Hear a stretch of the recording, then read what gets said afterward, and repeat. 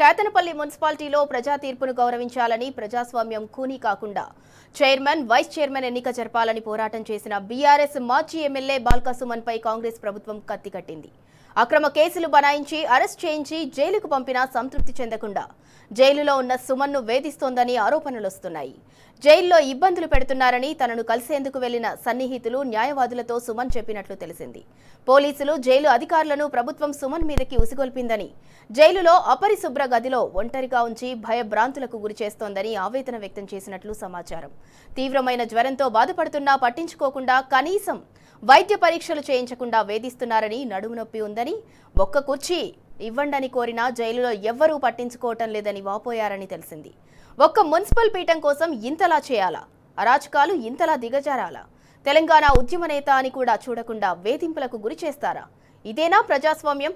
ఇదేనా ప్రజా తీర్పునకు కాంగ్రెస్ సర్కార్ ఇచ్చే గౌరవం అంటూ బాల్కా సుమన్ అభిమానులు ప్రభుత్వంపై మండిపడుతున్నారు.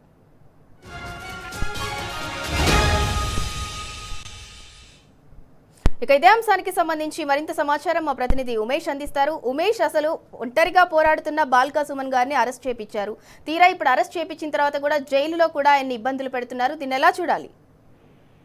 గుడ్ ఈవినింగ్ సింధుగా. మొత్తంగా ఏదైతే కేతనపల్లి ఘటనకు సంబంధించి కాంగ్రెస్ నాయకులు బీఆర్ఎస్ శ్రేణులపై దాడికి పాల్పడ్డా, ఓవైపు పోలీసులు బీఆర్ఎస్ నాయకులపై లాఠీ చార్జీ చేసినటువంటి ఆ రోజు జరిగినటువంటి సంఘటనకు సంబంధించి ఏకపక్షంగా పోలీసులు కేసులు నమోదు చేశారు. కేసులు నమోదుకు సంబంధించి బాల్కా సుమన్తో పాటు పలువురు బీఆర్ఎస్ నాయకులకు 14 రోజుల రిమాండ్ ని కూడా కోర్టు విధించడం జరిగింది. అక్కడ జైల్లో కూడా మానసికంగా కూడా మాజీ ఎమ్మెల్యే బాల్కా సుమన్ కూడా వాళ్ళ కాంగ్రెస్ ప్రభుత్వం ప్రయత్నం చేస్తున్నదని స్పష్టంగా తెలుస్తా ఉన్నది.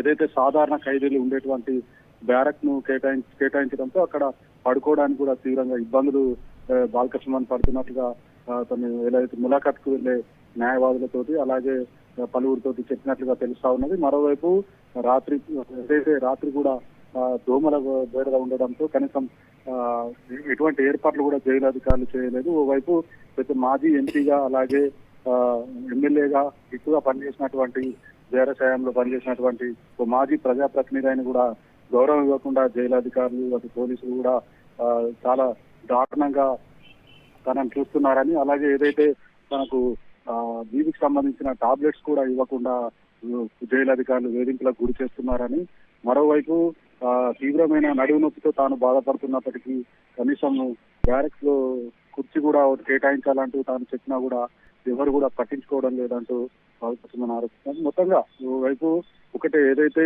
ఈ అక్రమ కేసులకు సంబంధించి రిమాండ్ రిపోర్ట్ లో కూడా పోలీసులు అసలు అక్కడ జరిగినటువంటి సంఘటనలన్నింటినీ కూడా ఏదైతే రిమాండ్ రిపోర్ట్ లో పిటిషన్లు కూడా నమోదు చేశారు.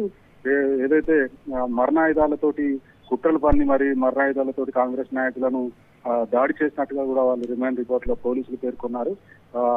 ఏదైతే ఆనాటి దాడి ఘటనకు సంబంధించి కూడా బయటి ప్రాంతం నుంచి పెద్ద ఎత్తున బీఆర్ఎస్ నాయకులు తీసుకొచ్చారని రిమాండ్ రిపోర్ట్ లో పచ్చి అబద్ధాలు కూడా ఏదైతే పోలీసులు రిమాండ్ రిపోర్ట్ లో పేర్కొనడం పట్ల కూడా బీఆర్ఎస్ తరపు న్యాయవాదులు కూడా ఆగ్రహం వ్యక్తం చేశారు. ఈ రోజు సంబంధించి కూడా అటు బెయిల్ పిటిషన్ తో పాటు కస్టడీ పిటిషన్ సంబంధించి కూడా వాదనలు కూడా పూర్తయ్యాయి. ఈ రెండింటికి సంబంధించి జిల్లా కోర్టు రేపటికి వాయిదా వేసింది. కొత్తగా రిమాండ్ రిపోర్టు పోలీసు సంబంధించిన రిమాండ్ రిపోర్ట్ లో కూడా 7 అంశాలు స్పష్టంగా కూడా 7 అంశాలు పోలీసులు పూర్తిగా కూడా అబద్ధాలు కూడా ఏదైతే రిమాండ్ రిపోర్ట్ లో పోలీసులు పేర్కొనడం జరిగింది. దీనికి సంబంధించి కూడా బీఆర్ఎస్ తరపు న్యాయవాదులు కూడా గట్టిగా తమ వాదనలు కూడా మొత్తంగా చూసినట్టయితే ఓవైపు కేసులతో పాటు మరోవైపు అటు జైల్లో కూడా దుర్భర పరిస్థితులు నెలకొన్నప్పటికీ కూడా మానసికంగా అటు బాల్కా సుమన్తో పాటు బీఆర్ఎస్ నాయకులను వేధింపులకు గురి చేయాలనే అది ఏదైతే కాంగ్రెస్ ప్రభుత్వ లక్ష్యంగా కనిపిస్తా ఉన్నది Sindhura. Right, thank you Umesh.